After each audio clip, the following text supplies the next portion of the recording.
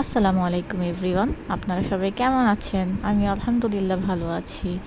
আজকে অনেক দিন পর আমি একটা লং ব্লগ নিয়ে আপনাদের কাছে চলে এসেছি শেয়ার করার জন্য। যাই হোক, ব্লগটা হয়তো আপনারা বুঝতেই পেরেছেন কী নিয়ে হতে যাচ্ছে। সেটা হচ্ছে আমাদের নর্থ সাউথে বৈশাখী মেলার স্টল বসেছিল কিছুদিন আগে, সেটা আমি এখন শেয়ার করছি। আমি শেয়ার করার কোনো সময়ই পাইনি, সরি ফর লেট আপলোড।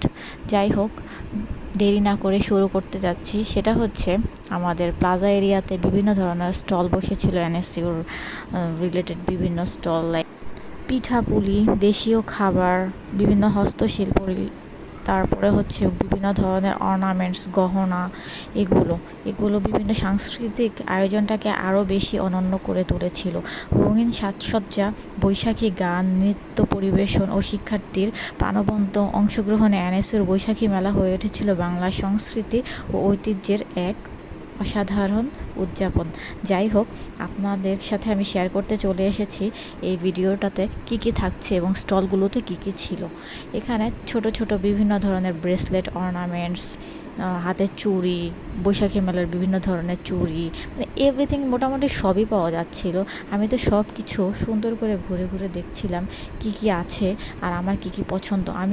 আমার কাছে স্পেশালি বিভিন্ন ধরনের অর্নামেন্টস আইটেমগুলো খুবই ভালো লাগে, তাই আমি অর্নামেন্টসের দিকে আমার চোখটাও বেশি পড়ছিল আর আমি অর্নামেন্টসও বেশি দেখছিলাম।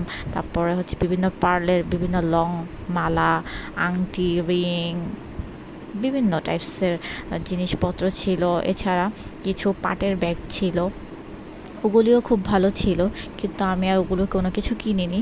আমার কাছে ভালো লেগেছিল লং পার্লের একটা মালা। যাই হোক, সেটার আমি ভিডিও করতে এবং ক্যাপচার করতে ভুলে গিয়েছি।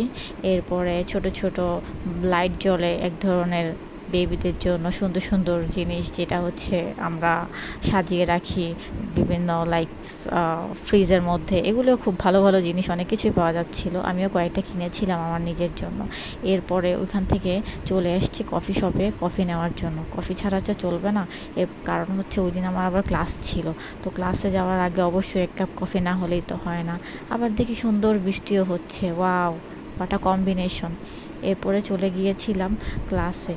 তো আবার ঘুরে ঘুরে দেখতেছিলাম ক্লাসে যাওয়ার আগে আমাদের আবার এনএসইউতে ক্যাপস্টোন হয়, তো ক্যাপস্টোনের জন্য বিভিন্ন ধরনের চেয়ার টেবিল এগুলো সব কিছু রেডি রাখা হচ্ছিল। এরপরে ক্লাস শেষে আবার বাসায় চলে গিয়েছিলাম।